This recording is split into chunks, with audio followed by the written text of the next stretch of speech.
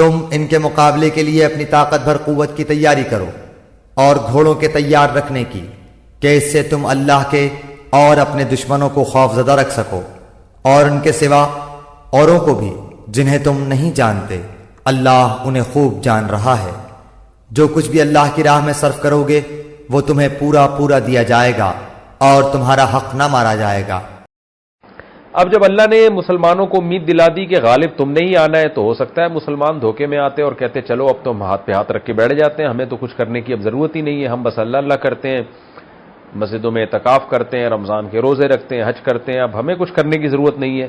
تو اللہ نے کہا دیکھو جو میرا کام ہے وہ میں کروں گا، تمہارا جو کام ہے وہ تم نے کرنا ہے۔ وہ کیا کرنا ہے؟ تم نے اسباب اختیار کرنے ہیں، اور وہ اسباب کیا ہے؟ اعدوا لهم ما استطعتم من قوة، جتنی تمہارے اندر طاقت ہے وہ تم استطاعت جتنی تمہارے اندر ہے وہ ان کافروں کے خلاف تیاری کرو، یعنی جنگ کے وسائل اور اسباب پیدا کرو۔ اسباب سے مراد میری یہ کہ یعنی جنگ لڑنے کے آلات۔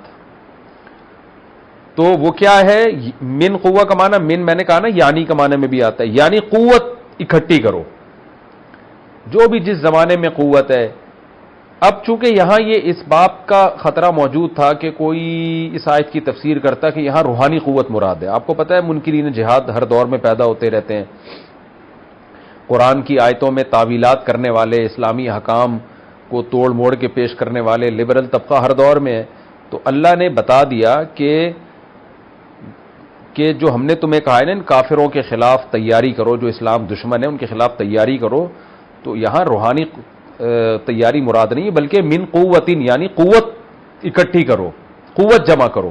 اور پھر اور واضح کر دیا وَمِن رِبَاطِ الْخَيْلِ، اور اس کے علاوہ گھوڑے بھی باندھو، یعنی گھوڑوں کے علاوہ جو قوت ہے تلوار کی، تیر کی، وہ قوت تو ہے ہی، اور ساتھ ساتھ گھوڑے، کیونکہ پہلے زمانے میں جنگ میں گھوڑے کا بڑا کردار تھا، تو گھوڑے بھی تیار کر کے رکھو۔ تو یہ ایک مثال ہے، تمام مفسرین کہتے ہیں کہ یہ جزیہ ہے لیکن اس کے ضمن میں ایک اصول بیان کیا جا رہا ہے۔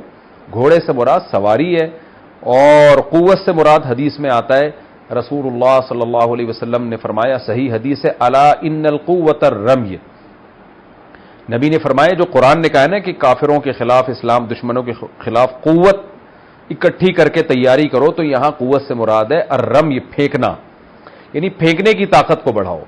پھینکنے کی طاقت کیا ہے؟ پہلے زمانے میں تیر نیزے تھے، آج کے زمانے میں پھینکنے کی طاقت میں میزائل ہیں، بم ہیں، بارود ہے، ٹینک کے ذریعے آپ پھینکتے ہیں۔ جتنے بھی پھینکنے کی ٹیکنالوجی ہے آپ اپنے مقام پہ بیٹھ کے فائر کرتے ہیں، وہ تمام حدیث کی روشنی میں اس آیت میں داخل ہے، کیونکہ آپ نے اس کی تعبیر جو تشریح کی ہے رمی سے کی ہے، اور رمی عربی میں پھینکنے کو کہتے ہیں۔ آپ دیکھیں نا جب ہم حج پہ جاتے ہیں تو رمی کرتے ہیں نا، رمی اردو کا لفظ، عربی کا لفظ ہے رمی، جس کو ہم اردو میں آسانی کے لیے رمی کہتے ہیں، کیونکہ اردو میں یہ رم کی جو پروننسیشن ہے یہ ذرا مشکل ہے، تو اس لیے اس کو اردو دان رمی کہہ دیتے ہیں، ورنہ اصل لفظ ہے رمی۔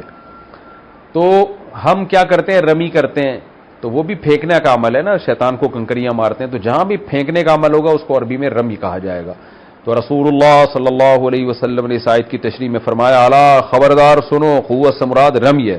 تو خبردار کا لفظ بھی آپ نے اس لیے استعمال کیا اور 3 دفعہ یہ لفظ دہرایا، الا ان القوۃ الرمی، الا ان القوۃ الرمی، الا ان القوۃ الرمی، 3 دفعہ آپ نے فرمایا کہ خبردار، یہ جو قرآن میں اللہ نے کہا نا کہ قوت اکٹھی کرو، اس سے مراد ہے پھینکنا۔ تو اسی لیے کہ شاید کوئی لبرل